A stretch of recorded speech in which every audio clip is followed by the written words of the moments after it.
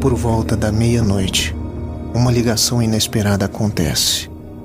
Uma mãe pede ajuda pelo seu filho, que está possuído por demônios.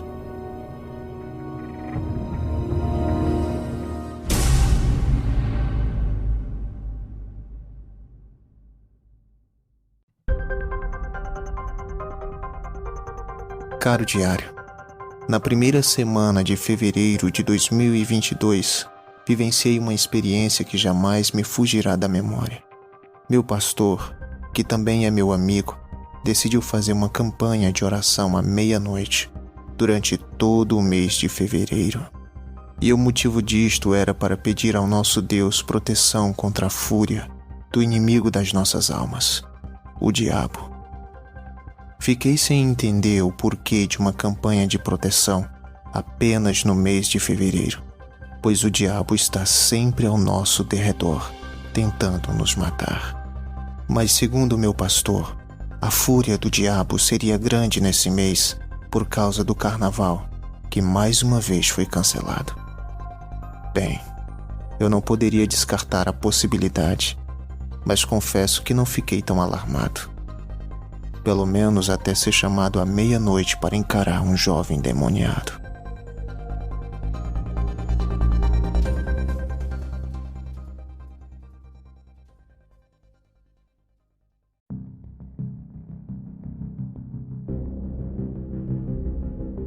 Uma irmã da congregação liga para o pastor, já quase à meia-noite. Ele atende a ligação e pergunta o que aconteceu para ela fazer uma chamada tão tarde da noite. A irmã responde que precisa de ajuda, pois o seu filho está endemoniado e tentou se enforcar. Há um momento em que o demônio diz no telefone: "Nós somos da mesa preta." O pastor disse à irmã que já estava a caminho. Porém, antes de ir, ele ligou para mim. Eu estava quase dormindo quando minha esposa atendeu o telefone. O pastor perguntou por mim e ela responde: "Ele está dormindo." Quando eu ouvi a voz do pastor, imediatamente eu falei: "Eu estou acordado. O que houve, pastor?" Então ele me respondeu: "Temos uma missão." Entendi no mesmo instante que era coisa séria. Rapidamente me vesti e esperei o pastor chegar.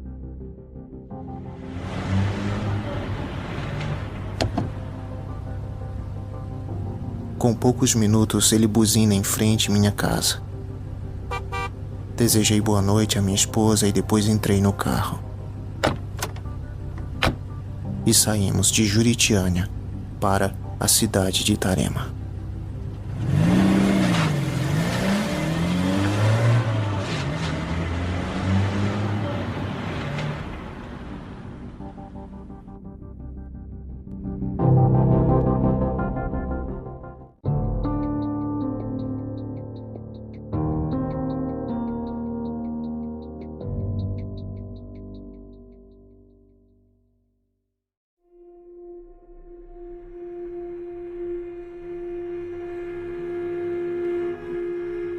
Quando estávamos a caminho de Itarema, o pastor me notificou sobre o que iríamos enfrentar. E senti pavor pelas nossas vidas. Eu já havia presenciado uma possessão antes dessa, mas pela descrição que me foi dada, a situação era bem mais séria. Passei o tempo todo dentro do carro orando ao Senhor Jesus para que nos ajudasse nessa batalha, pois somente Ele poderia nos dar vitória. Antes de chegarmos no bairro onde estava o garoto endemoniado, passamos no córrego dos Nunes para buscar o obreiro e sua esposa, que entraram há pouco tempo no ministério. Logo depois, fomos no bairro Estênio Reus buscar uma senhora de baixa estatura que também faz parte da nossa congregação.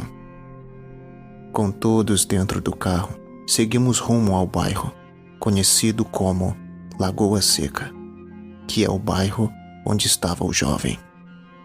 A essa altura, a rua estava deserta, pois já passava da meia-noite. Só haviam no meio da estrada vários cachorros, que quando viram o carro começaram a latir. e nos perseguia até dobrarmos na esquina à direita. Ao dobrarmos na esquina, vimos o jovem na estrada sentado, com as pernas cruzadas, de frente para a casa de sua mãe. Quando a luz do farol bateu no rosto do jovem, ele olhou para nós com olhos negros. Assim como em um filme de terror, suas pupilas estavam dilatadas.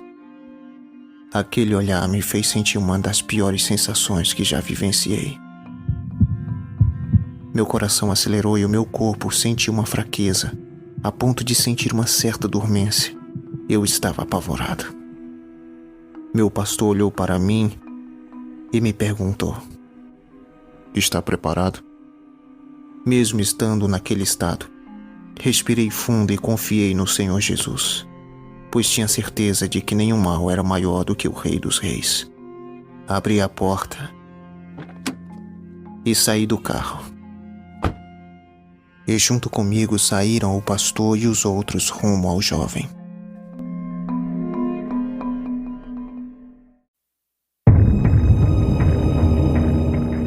Logo de início, o pastor foi conversar com a mãe do rapaz. E quando íamos passando, ele falou algo que muito alegrou o nosso coração. "O homem de branco chegou." Quando ele disse isso, entendemos que ele se referia a alguém da parte de Deus, um anjo ou o próprio Senhor Jesus. O pastor conversou por poucos minutos com a mãe do jovem, perguntando sobre os detalhes. Ela disse que ele queria atacar as pessoas, porém quando ela orava em nome de Jesus, ele recuava. Até o momento que ele se sentou na estrada e ficou ali olhando de um lado para o outro. Então, o pastor começou a caminhar rumo ao rapaz e estendeu a sua mão direita. De repente, o jovem se levanta do chão de uma maneira que não consigo explicar. Foi quando o pastor falou: "Em nome de Jesus, ponha as mãos para trás." Imediatamente, o jovem colocou as mãos para trás. No entanto, ele não ficou parado. Correu para longe de nós, dobrando na esquina perto de sua casa.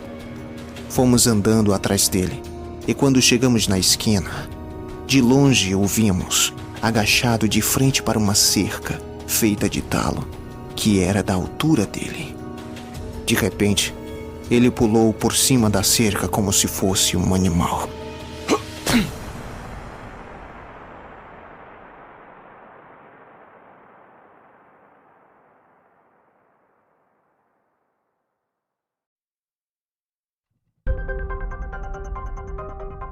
O pastor caminhou rumo à cerca de talo, e junto com ele foi o obreiro novato e eu. Quando ficamos de frente para a cerca, não conseguíamos ver o jovem, pois estava muito escuro e o mato estava alto. Então o pastor disse: "Vamos orar." E nós três oramos, estendendo as mãos rumo ao terreno onde provavelmente o jovem estava escondido.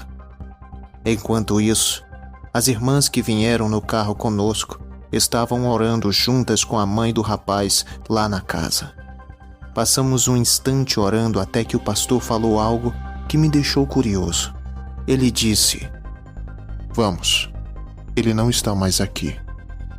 Fiquei pensando como ele tinha certeza de tal coisa. E por mais incrível que pareça, com pouco tempo depois, de longe a irmã de baixa estatura gritou: "Ele está aqui." E fomos rapidamente para a casa do rapaz. Ao chegarmos na casa, nos disseram que ele estava no terreno ao lado. Fomos até o quintal e um muro nos separava do jovem. O pastor e o obreiro novato subiram numa mesa improvisada que estava perto do muro. Quando conseguiram ver do outro lado, avistaram um rapaz enforcando uma mulher.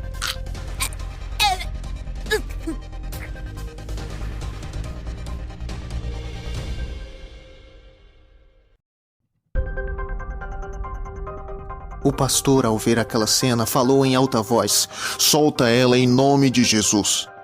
Mas o demônio respondeu: "Eu vou matar ela e depois matar esse aqui." O pastor observa que no terreno havia um poço profundo e percebe que o demônio quer lançar a mulher lá dentro e depois se jogar. E então o pastor pula o muro junto com o obreiro novato. Mas eu não pude passar, devido à mesa ter quebrado quando eles pularam. Alguns vizinhos, ouvindo o alvoroço, correram para onde estava o pastor. E eu e as irmãs ficamos orando do lado do muro, que é a casa da mãe do jovem endemoniado.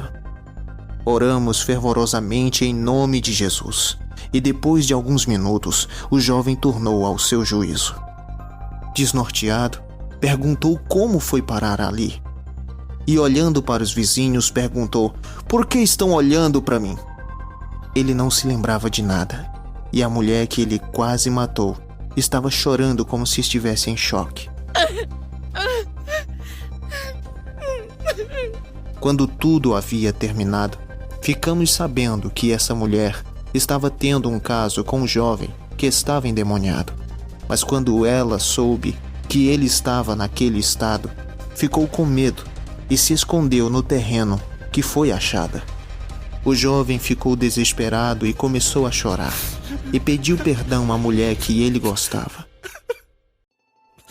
Os vizinhos que estavam ali como curiosos foram surpreendidos pelo pastor, que, usado por Deus, falou: vocês estão vendo o quanto isso é sério? O diabo não está de brincadeira. Ele ia tirar a vida dos dois. Olha o que o inimigo fez com esse rapaz. Parecia um animal saltando por cima da cerca. Nesse discurso, o pastor perguntou quem queria aceitar Jesus como o único e suficiente Salvador, ou se reconciliar. Mas ninguém quis. E o pastor não insistiu muito, mas deixou o convite para eles. Nós se despedimos da irmã, mãe do jovem, e entramos no carro, e comentamos sobre o ocorrido. E o obreiro novato disse: eu nunca tinha visto algo assim. Tenho de concordar com ele. Aquilo foi sobrenatural.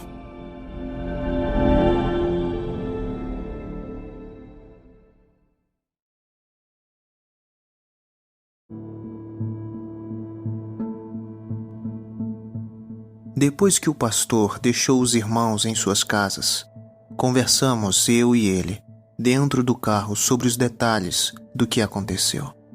Perguntei tudo o que ele viu e ele me disse: quando chegamos, havia demônios na calçada, com uma enorme foice. E ao redor do jovem tinham demônios. Um deles estava por trás das costas do rapaz, com os braços abertos e olhando para ele, como se o protegesse. Enquanto o pastor me falava, eu me arrepiava e os meus olhos lacrimejavam.